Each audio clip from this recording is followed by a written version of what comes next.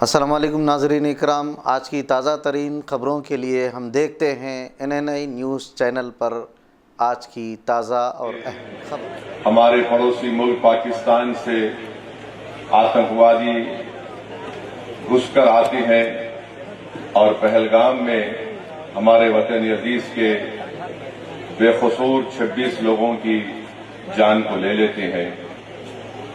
मेरे अजीज दोस्तों और बुजुर्गों, ये ऐसा वाकया है कि हम तमाम को इस वाक़े की मजम्मत भी करनी चाहिए, कंडेम भी करना चाहिए और हमको अपने सियासी अख्तलाफात से उठकर, क्योंकि ये मसला कोई सियासी पार्टी का नहीं है, राजनीति का मसला नहीं है, ये मसला हमारे देश के नागरिकों का है जिनको पाकिस्तान से आए हुए आतंकवादियों ने बेदर्दी के साथ उनका कत्ल किया।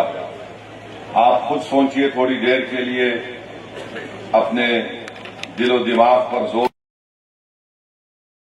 एक बेटी है, आपकी एक बहन है जिसकी 6 दिन पहले शादी हुई थी और 6 दिन के बाद वो और उसका शौहर शादी की पहली खुशी मनाने के लिए, जिसके उसके हाथों से मेहंदी भी नहीं उतरी होगी, वो जाती है और उसकी आंखों के सामने उसके पति को, जिसके 6 दिन पहले उसकी शादी हुई थी, उसके सर पर गोली मारकर उसकी जान ले ली जाती है, क्योंकि वो हिंदू था, वो कलमा नहीं बोल सका।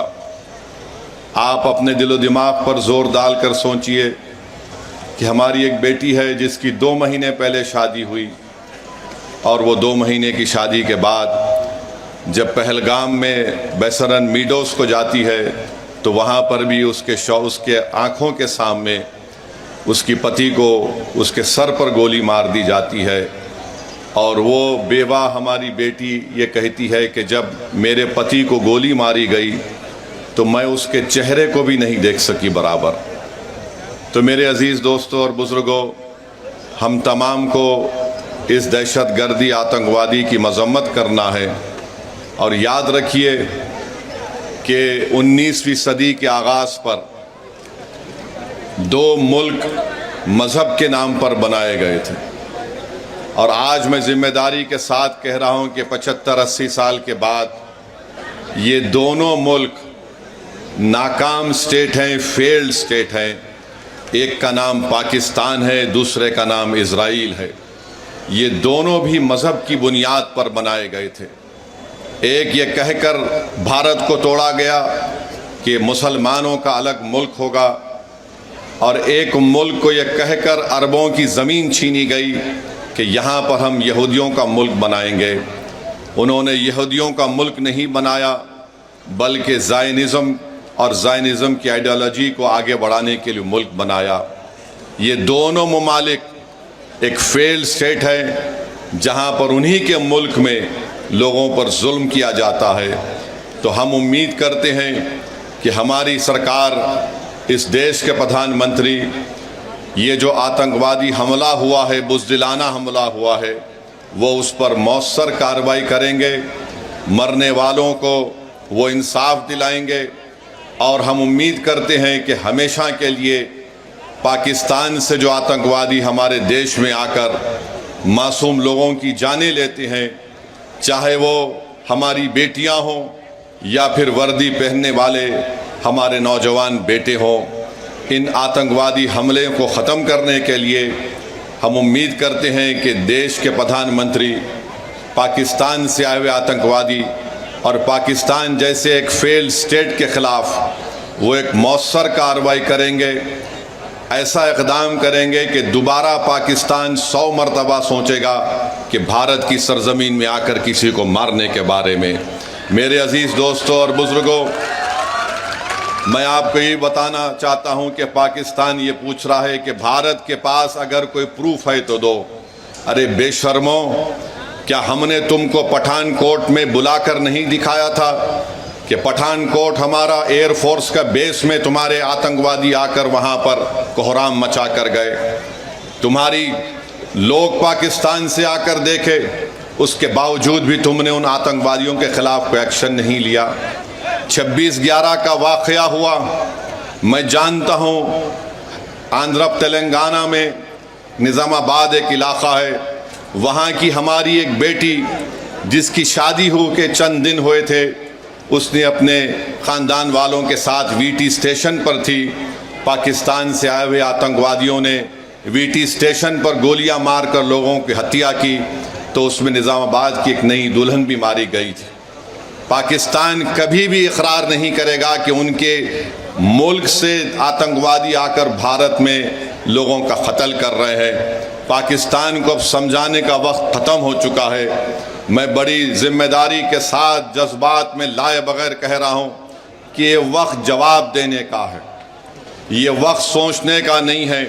वरना याद रखिए, हर 6 महीने हर 2 महीने के बाद ये आती हैं, या तो हमारी फ़ौज या हमारी सीआरपीएफ के जवानों को या फिर मासूम कश्मीरियों को निशाना बनाते हैं। तो हम उम्मीद करते हैं कि हमारी हुकूमत इनके ख़िलाफ़ एक मौसर इक़दाम करेगी। जितने भी इक़दामात, जितने फ़ैसले भारत सरकार ने लिए हैं, MIM पार्टी उसकी तायीद करती है। जैसे भी हो, पाकिस्तान को अगर कमज़ोर करने के लिए उनकी मईशत को, उनके इकानमी को कमज़ोर किया जा सकता है तो बराबर किया जाना चाहिए। और जो भी तरीक़ेकार हुकूमत इस्तेमाल करेगी, हम उम्मीद करते हैं कि आतंकवाद ख़त्म होगा। ये देश का मसला है, ये कोई सियासी मसला नहीं है, और लोगों को भी इस पर राजनीति करने की कोई ज़रूरत नहीं है। मैं आपको बताना चाह रहा हूँ कि हमारी बेटी जिसका नाम हिमांशी है, उसके पति को गोली मारकर 6 दिन के बाद शादी करके गए थे, उसका कत्ल कर दिया गया इन आतंकवादियों ने।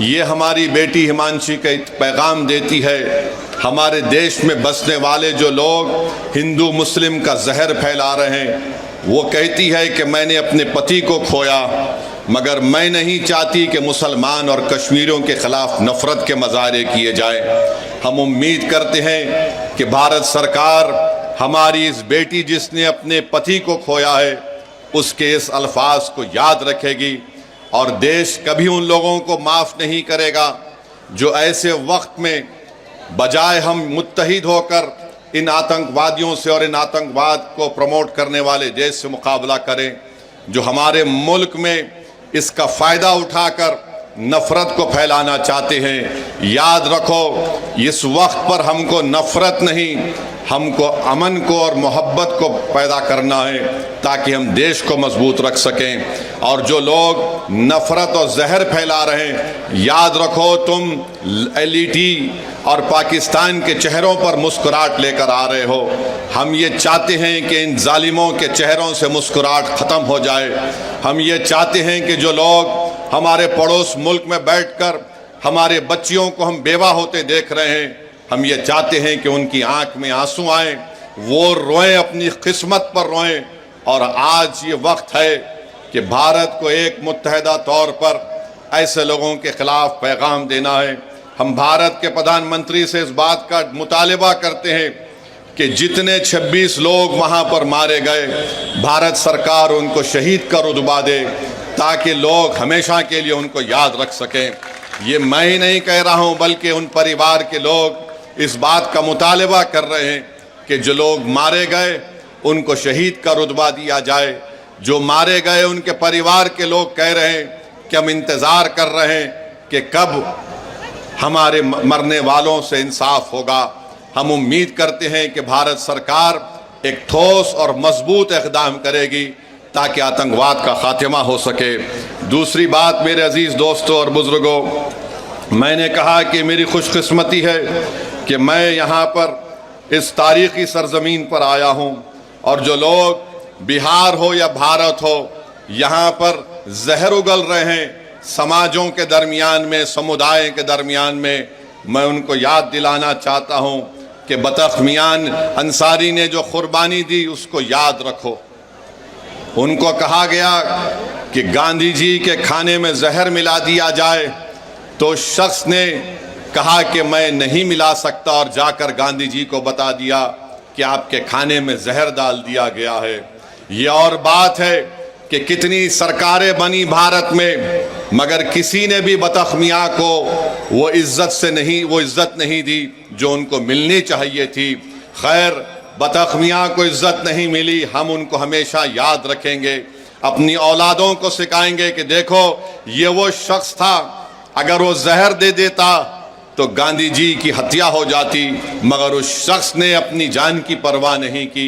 हम हमेशा ऐसे मुजाहिदीन को याद रखते हैं और हम हमेशा इस बात को आपसे कहेंगे कि एक तरफ बतख मियां अंसारी है तो दूसरी तरफ गोडसे है। इस देश को फैसला करना पड़ेगा कि क्या वो गोडसे के जहर को अपनाएंगे या फिर बतख मियाँ के इस तिर्याख को इस्तेमाल करेंगे। जिसने जहर डालने के लिए कहा गया था उसने कहा मैं गांधी को जहर नहीं दे सकता, मैं भारत से गद्दारी नहीं कर सकता। तो याद रखो, अगर इस देश को विकसित भारत बनाना है तो हमको गोडसे के जहर को कबूल नहीं करना है, बल्कि बतख मियाँ की मोहब्बत को हमको कबूल करना है। तभी जाकर ये देश एक विकसित भारत बनेगा। ये मैं आपको बोलने के लिए आया हूँ।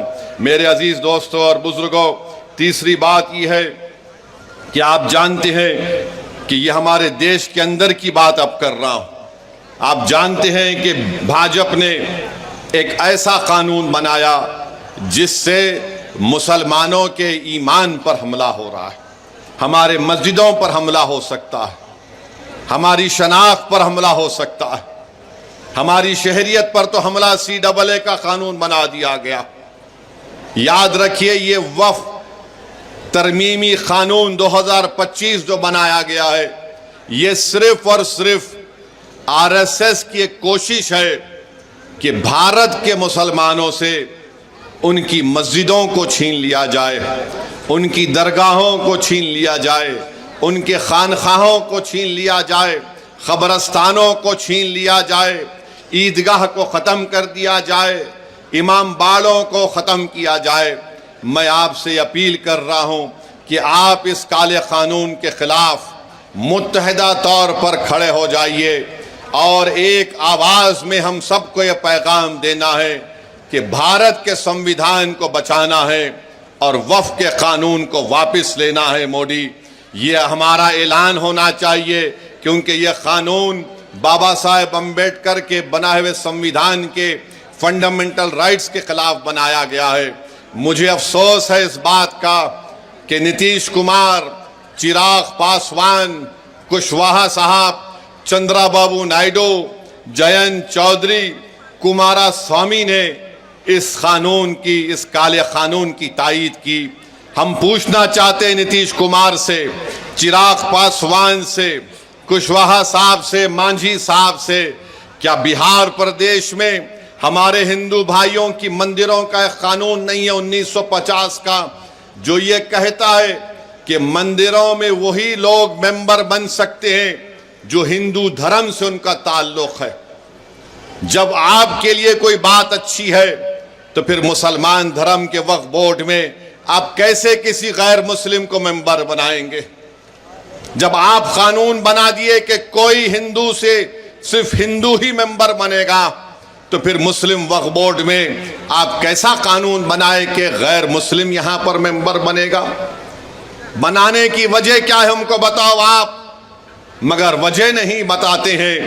अरे अगर बोध गया में सिर्फ हिंदू और बौद्ध उसके मेंबर बन सकते हैं, तो फिर बिहार के वक्फ बोर्ड में कैसे कोई गैर मुस्लिम मेंबर बन सकता है? बताओ हमको, समझाओ हमको।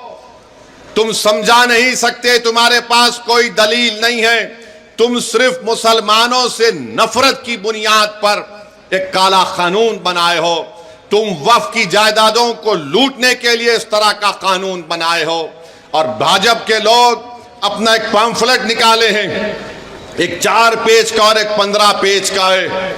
मैंने उसको पढ़ा, उसमें लिखते हैं कि मुसलमानों में 30% लोग गरीब हैं।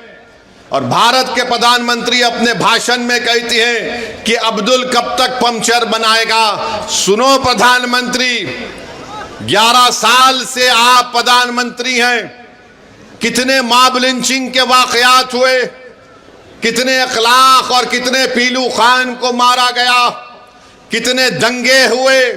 एक बिहार का गरीब आदमी पूना को जाकर एक पंचर की दुकान लगाता है, तो इंडिया पाकिस्तान का क्रिकेट मैच हुआ, किसी ने इल्जाम लगा दिया उस बिहार के निवासी के ऊपर जो महाराष्ट्र बिहार छोड़कर महाराष्ट्र गया कि इसके बेटे ने जिंदाबाद का नारा पड़ोसी मुल्क के ऊपर लगाया। 24 घंटे के अंदर उसके छोटे से उस पंचर की दुकान को बुलडोजर से तोड़ दिया गया। किसने देखा उसको नारा लगाते हैं? और भारत के प्रधानमंत्री कहते हैं कि अब्दुल कब तक पंचर बनाएगा। भारत के प्रधानमंत्री, क्या यह जुल्म नहीं है कि एक बिहार का आदमी गरीब यहां से गुर्बत से बचने के लिए पूना गया, तो आपकी भाजपा की सरकार महाराष्ट्र में झूठा इल्जाम लगाकर उसकी दुकान को तोड़ दिया। वो सुप्रीम कोर्ट में अपना केस डाला है। सुप्रीम कोर्ट ने कहा कि किसी के घर को नहीं तोड़ा जा सकता, 15 दिन का टाइम देना चाहिए उन लोगों को। मगर अब्दुल की पंचर की दुकान को बीजेपी की सरकार ने तोड़ दिया। और प्रधानमंत्री बोलते हैं अब्दुल कब तक पंचर बनाएगा। प्रधानमंत्री, अगर आप ये चाहते हैं कि भारत की सबसे बड़ी अक़लियत को इंसाफ मिले, तो आप अपने दिल में उनके ताल्लुक से हमदर्दी पैदा करो, मोहब्बत पैदा करो, नफरत को खत्म करो। देखो ये देश विकसित भारत बन जाएगा। आप 18 करोड़ मुसलमानों के ताल्लुक से अगर नफरत करेंगे, उन पर शक करेंगे, तो फिर देश विकसित भारत कैसे बनेगा। और फिर हम प्रधानमंत्री को पैगाम देना चाहते हैं कि आपने जो कानून बनाया, नरेंद्र मोदी की सरकार ने, नीतीश कुमार ने, चिराग पासवान ने, मांझी साहब ने, कुशवाहा साहब ने ये कानून बनाकर सिर्फ एक आदमी को फायदा हुआ, बहुत ज्यादा उसको फायदा हुआ। क्या फायदा हुआ? वो देश का सबसे दौलतमंद आदमी है जिसने एक मुस्लिम वक्फ की जायदाद के ऊपर जो यतीम खाना है, यतीम खाने को उसने गैर कानूनी तौर से खरीद लिया और उसके ऊपर उसने गरीब लोग बोलते, मीडिया बोलते कि 1000 करोड़ का अपना घर बनाया। तो सुनो प्रधानमंत्री, अब्दुल सुबह अपने घर से जरूर निकलता है, मगर अब्दुल जब अपने घर से निकलता है वो अल्लाह की जात पर तवक्कल करता है। अब्दुल अपना घर प्रधानमंत्री किसी यतीम खाने पर नहीं बनाया है, अब्दुल अपना 20 फीट का घर अपनी जाती जमीन पर बनाया है। ये अब्दुल में और उसमें फर्क है प्रधानमंत्री। आपको अब्दुल से मोहब्बत नहीं, आपको मुकेश से मोहब्बत है, इसीलिए आप ये कानून उसके लिए बनाए हैं। अगर अब्दुल के लिए आपको मोहब्बत होती तो ये काला कानून आप नहीं बनाते। और अब्दुल बैंक को जाकर लोन नहीं पूछता। अब्दुल के ऊपर 10,000 का भी या 20,000 का लोन अगर होगा या 5 लाख का होगा, मगर प्रधानमंत्री आपके दोस्त के पास तो जिसके जू में आप जाकर जानवरों को देखकर आए, बंदरों को देखे, देखा आपने, बंदर को प्रधानमंत्री देख रहे हैं, तोता उनके हाथ पे बैठा हुआ है। तो प्रधानमंत्री यही समझते हैं कि सब तोतों को हाथ पे बिठा लूंगा या किसी को बंदर बनाकर देखूंगा। प्रधानमंत्री ये चंपारण की सरजमीन है, एक राजपूत शेर के तौर पर बैठा हुआ है ढाका में। आप क्यों बनाए यह कानून? सेक्शन 2C किस लिए बनाया गया, बोलो हमको। हमारे हैदराबाद में कहावत है कि मामू की मिठाई की दुकान पर नाना की फातिया। तो प्रधानमंत्री ने हमारे बोरी मुसलमान भाइयों का नाम बताकर मुकेश भाई की फातिहा पढ़ दी वहां पर। सेक्शन 2C बना, मुकेश भाई मौजा ही मौजा हो गए। आई एम हैप्पी बोल दिए प्रधानमंत्री। प्रधानमंत्री ये क्यों किया आपने? ये कानून ये बना दिया कि अगर जितने बिहार में आसार कदीमा के तहत मस्जिदें होंगी जो दर्जे वक्फ हैं बिहार वक्फ बोर्ड में, वो वक्फ की जायदाद नहीं रहेंगी, आसार कदीमा उसका मालिक होगा।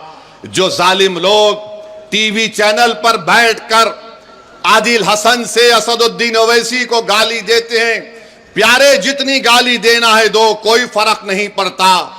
तुम्हारी गाली देने से मेरी इज्जत में फर्क नहीं आता, तुम्हारी गाली देने से मेरी शोहरत में कमी नहीं आती, तुम्हारी गाली देने से मेरी रात की नींद खराब नहीं होती। हाँ, अगर तुमको फायदा होता है क्योंकि तुम्हारे दिलो दिमाग में एक बीमारी है नफरत की, शायद ओवैसी को गाली देने से वक्तिया तुमको फायदा होता है तो दो, मगर ये तो बताओ इस कानून में किसको फायदा पहुंच रहा है? कुछ फायदा नहीं है मुसलमानों को। और प्रधानमंत्री बोलते मुसलमान 30% गरीब है। अगर है तो तुमने क्या किया बताओ? अगर है तो बताओ तुमने विजारत अखिलती बहबूद, मिनिस्ट्री ऑफ माइनॉरिटी अफेयर्स, वहां पर मौलाना आजाद की फेलोशिप बंद कर दी। जो अकलियतों के बच्चे जिसमें मुसलमान, सिख, ईसाई, बौद्ध और जैन धर्म के हैं, जो पीएचडी कर रहे हैं, उनको पैसे नहीं देगी सरकार, तो गरीबी आएगी नहीं आएगी? जो मुसलमानों के बच्चे, सबसे ज्यादा ड्रॉप आउट रेट पूरे देश में अगर आप देखेंगे किसी समुदाय का है तो मुसलमानों का है। जो चौथी जमात में, 5वीं जमात में अपना स्कूल छोड़ देते हैं, क्यों छोड़ते हैं? क्योंकि अब्दुल चाहता है पढ़ाना अपने बच्चों को, मगर अब्दुल के पास घर में खाना खिलाए या फिर बच्चों को पढ़ाए। तुमने प्री मैट्रिक स्कॉलरशिप को 9वीं क्लास से कर दिया, जबकि हम पुकार रहे कि अरे चौथी, 5वीं, 6ठी जमात में करो। तो नरेंद्र मोदी ने कहा नहीं नहीं, अब्दुल नहीं पढ़ सकता चौथी, 5वीं, 6ठी जमात, वो 9वीं जमात में आया तो स्कॉलरशिप मिलेगा। अरे अगर जो चौथी, 5वीं, 6ठी, 7वीं पढ़ेगा तो 9वीं को पहुंचेगा ना। प्री में पोस्ट मैट्रिक स्कॉलरशिप हम पुकार कर कह रहे हैं कि बढ़ाओ, नंबर बढ़ाओ, नंबर बढ़ाओ, मगर बीजेपी बोलती है हम 1 लाख को दे रहे हैं। अरे जालिमो, तुम झूठ बोल रहे हो। तुम नंबर नहीं बढ़ाने की वजह से हर साल डिग्री में हमारे कम से कम 5 लाख बच्चे स्कॉलरशिप से महरूम हो जाते, और बढ़ाने के लिए सिर्फ 1000 करोड़ की जरूरत है, 1500 करोड़, मगर मोदी ने बोलेंगे अब्दुल पंचर बनाता है।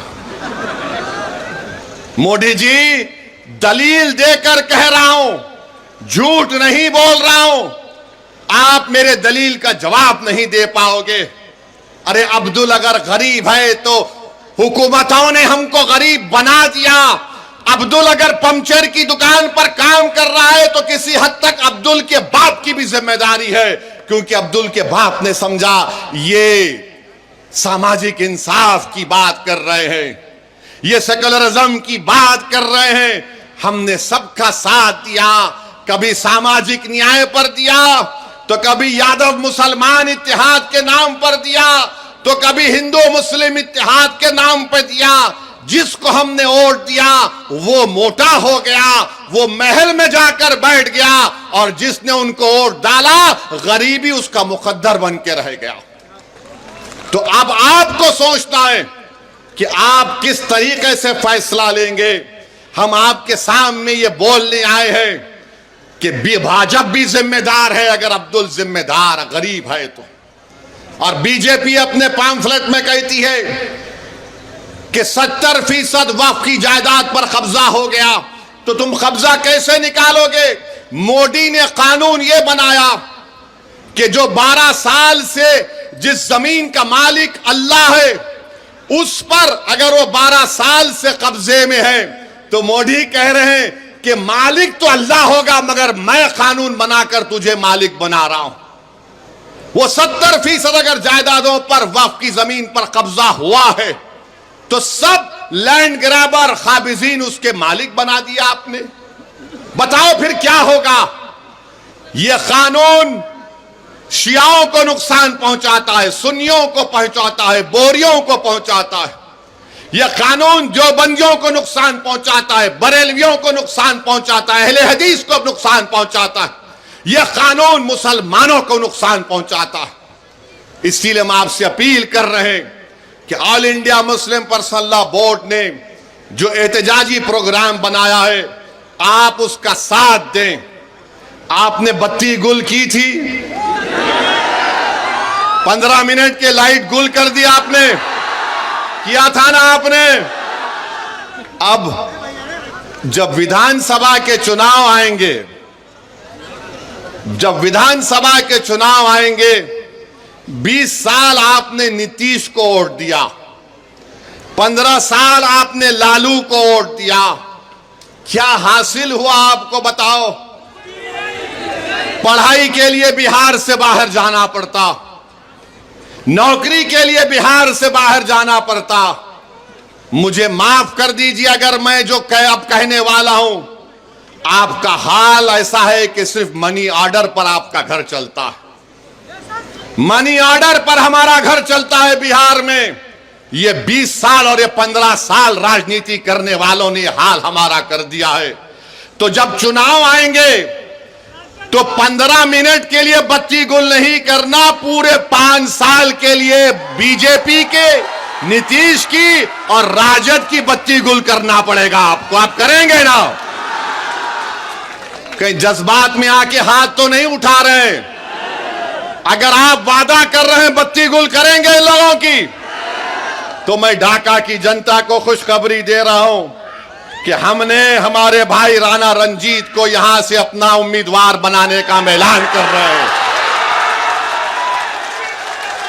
तो अब यह आपकी जिम्मेदारी है मेरे भाई कि आप राणा रंजीत को यहां से अपना नया विधायक बनाएंगे इंशाअल्लाह ताला। बहादुरगंज से तौसीफ आलम को इंशाअल्लाह बनाएंगे और अख्तरुल ईमान को कामयाब करेंगे अपनी विधानसभा से। अब याद रखिए कि एक अख्तरुल ईमान विधानसभा में जाते हैं।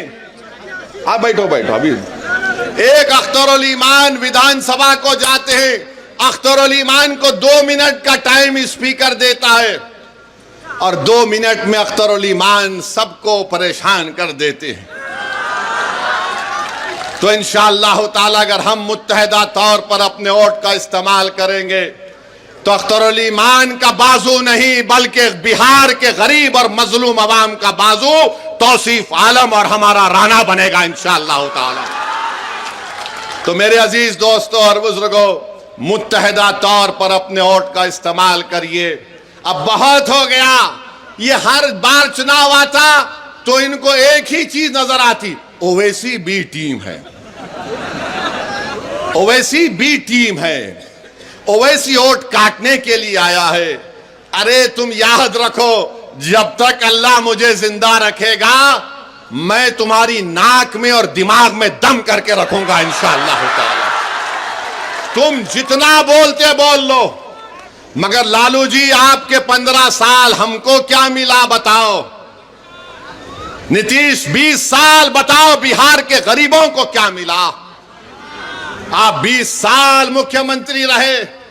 अब तो एक वीडियो देखा कि जनगण मन हो रहा है तो नीतीश कुमार हाथ पकड़ के ऐसा ऐसा कर रहे हैं। नहीं मालूम क्यों कर रहे हैं, शायद अख्तरुल ईमान के पास वो डॉक्टर भी है, सियासी डॉक्टर भी है।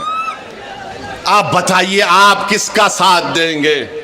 जिसको आपने 15 साल आजमा लिया, जिसको आपने 20 साल देख लिया और हमको गाली देते थे।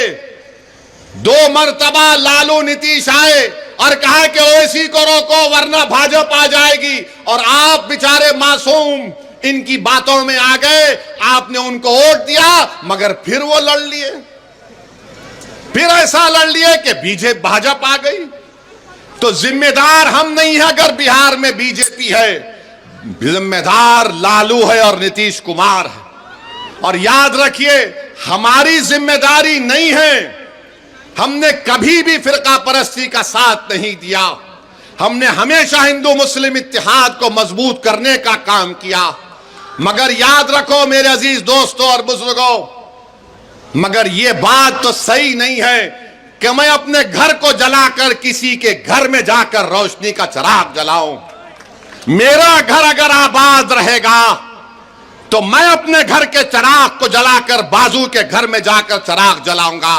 हम 50 साल से अपने घर के चिराग को गुल करके, अपने घर को जलाकर राख करके किसी और के महल को रोशन कर रहे हैं। अब महल किसी का रोशन नहीं होगा, पहले राना के घर में हम चिराग जलाएंगे, तौसीफ आलम के घर में चिराग जलाएंगे, अख्तर अली मान को कामयाब करेंगे। ये हमारी कोशिश होनी चाहिए। तुमने देख लिया कि भारत की पार्लियामेंट में बहुत है, मगर अगर तुम्हारी अजमत का मसला आता है, तुम्हारी गीरत का मसला आता है, तुम्हारे तहफ़्फ़ुज़ का मसला आता है, तुम्हारे हुकूक का मसला आता है, तो कौन आवाज उठाता? उसका पार्टी का नाम मजलिस इत्तेहादुल मुस्लिमीन है। तो हम आपसे ही अर्ज करने आए हैं कि अपने इत्तेहाद को मजबूत रखिए, और हमारे जाने के बाद ये जितने फिरका परस्त लोग हैं ये अब अपने काम पे लग जाएंगे। ये जितने नाम निहाद सेकुलर लोग हैं वो भी काम पे लग जाएंगे। दोनों तरफ शैतान है।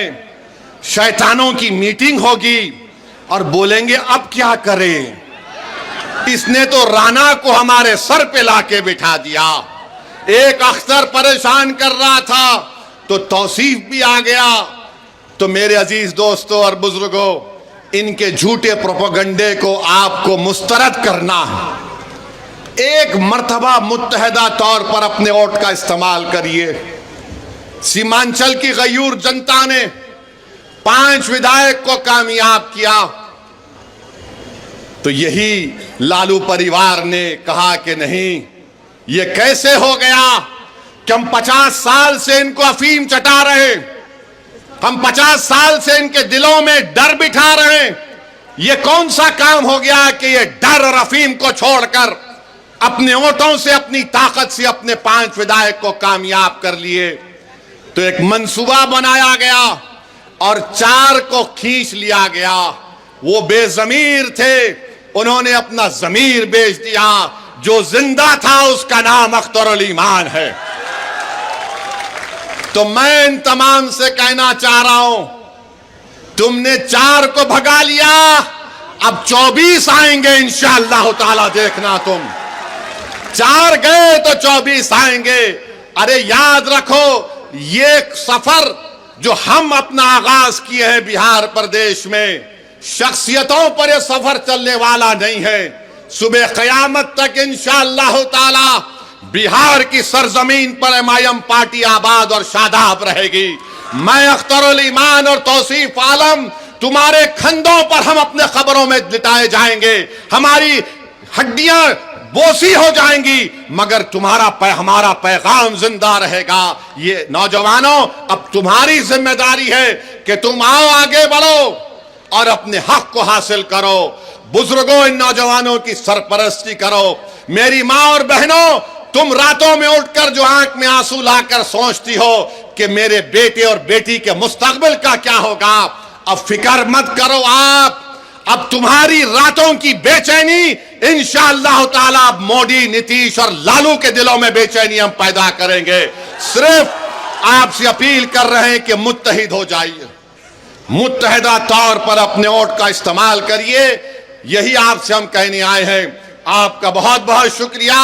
हमारे साथ नारा लगाइए, पाकिस्तान मुर्दाबाद, पाकिस्तान मुर्दाबाद, भारत जिंदाबाद, भारत जिंदाबाद, बख्त अंसारी जिंदाबाद। अस्सलाम वालेकुम व रहमतुल्लाहि व बरकातहू।